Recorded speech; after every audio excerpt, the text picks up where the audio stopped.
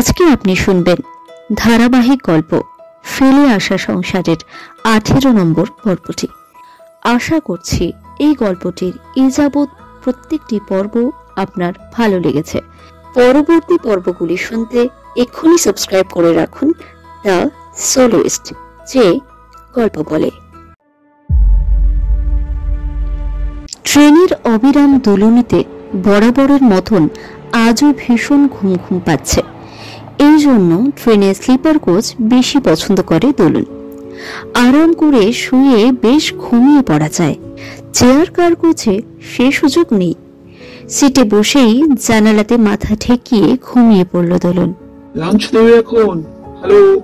তুহিনের ডাকে চোখ খুলল দোলন। কতক্ষণ ঘুমিয়েছে খেয়াল নেই। অপরিচিত এই ছেলেটির কাঁধে মাথা রেখেছে কখন মনে নেই। লজ্জা পেল দোলন। তুহিন বলল, এই রে, ঘুম ভেঙে গেল। প্যান্ট্রি কার থেকে লাঞ্চ প্রোভাইড করবে এখন? ও আচ্ছা, সরি। সরি কেন? আমি আপনার কাঁধে ওইভাবে বুঝতে পারিনি ঘুমের মধ্যে কখন যে। আমি কিন্তু ব্যাপারটা এনজয় করেছি। কেমন যেন নিজেকে তোমার হাজবেন্ড মনে হচ্ছিল। জোরে জোরে হেসে মজার ছলে বলল তুহিন, তাই নাকি? হ্যাঁ, মনে হচ্ছিল নতুন বউ নিয়ে দার্জিলিং যাচ্ছি হানিমুনে। একটু বেশিই ভেবে ফেলেছ। দুজনেই একসঙ্গে হাসতে শুরু করে।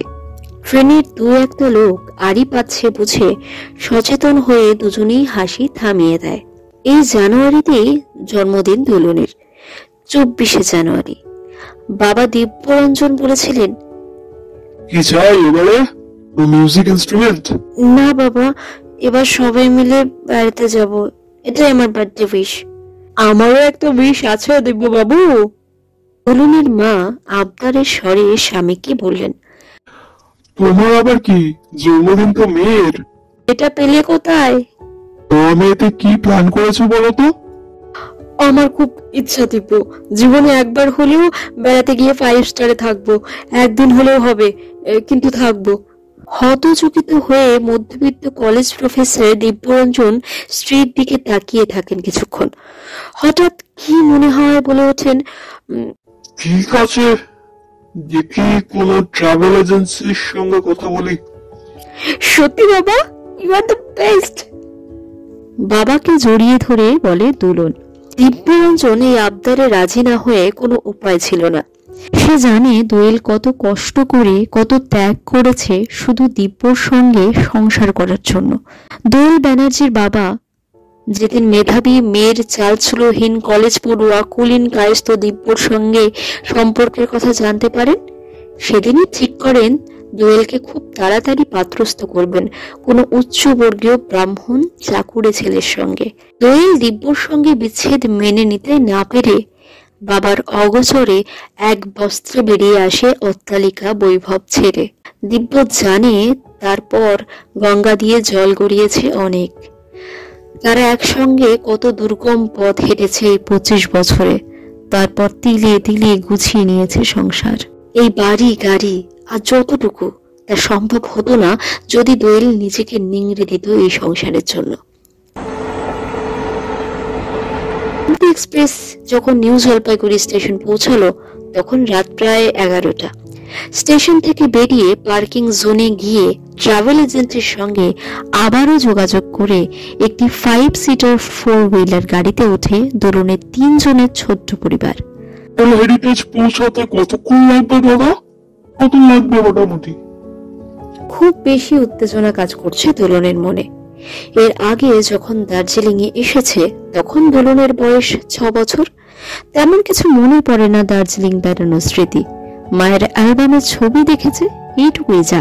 একে তো পাহাড়ের রানী দার্জিলিং এ ঘোরার আনন্দ, তারপর আবার জীবনে প্রথম 5 স্টারে থাকার অভিজ্ঞতা। আনন্দের চোখগুলো চিকচিক করে ওঠে দোলনের। রিসেপশনে চেক ইন করার অল্প কিছু ফর্মালিটি বাকি ছিল, যদিও বেশিরভাগটাই ট্রাভেল এজেন্সি থেকে করে দেওয়া আছে। বাবা যতক্ষণ ফর্মালিটিগুলো করছিলেন দোলন আশপাশটা একটু ঘুরে দেখার চেষ্টা করলো।